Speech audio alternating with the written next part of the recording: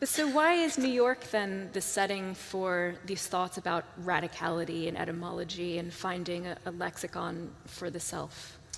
Well, that's a very complex question because actually it began with Walt Whitman. I mean, half of my life was making films. I'm a documentary person, which means all my books are documentary. And my films, you know, I made a dozen films, most are long films.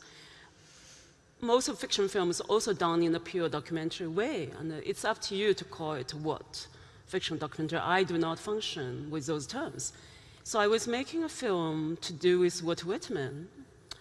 And I'm still trying to finish it. And so that was the beginning. I was in Harlem. I was recording, you know, the people, you know, the Spanish, the immigrants, the Africans, you know, the new and old immigrants live in Harlem. And I was asking every person in the street, which they allowed me to do it, to read one poem from Leaf of Grass. Then I would film them. And the project went on, you know, for quite a while.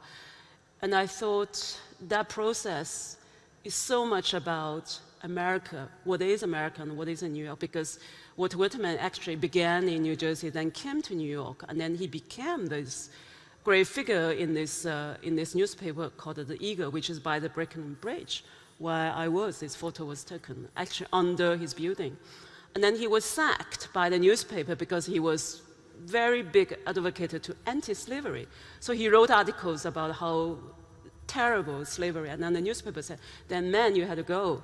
And he left, and he went into woods, being naked, and wrote all these great poems.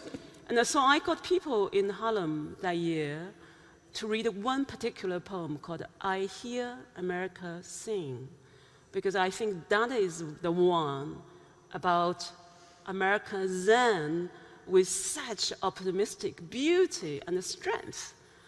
And America now, you know, right after Trump, actually during the Trump, when I was living there, it was so weird that year, you know, the Trumps was leaving that year, and it was despondent, and people, you know, just swear in front of my camera during the Walt Whitman. Then I found one, and I think also it was in this section called Carnegie Hall. So one day, I was in New York Public Library, and I was in the park in front of that library called the Bryant Park. And then I saw a man who selling his little poems.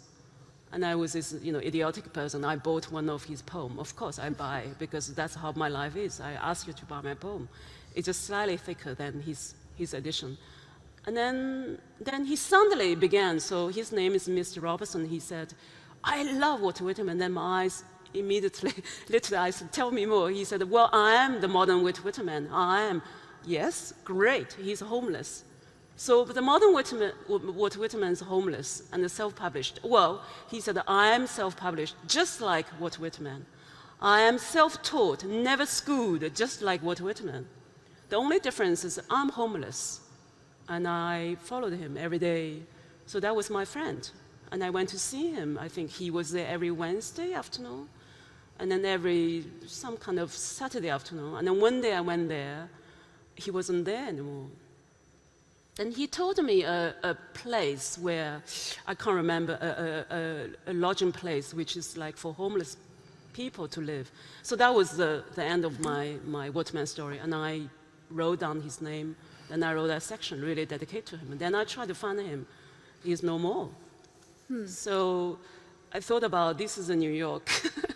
You know, could I find the great Whitman in the street? And if I found him, you know, who is he, right? Would it be me, homeless, rather than, you know, a 17th century poet, had a dignity, lived then, you know? And so it's really about this launching into this world so nakedly without support as an artist.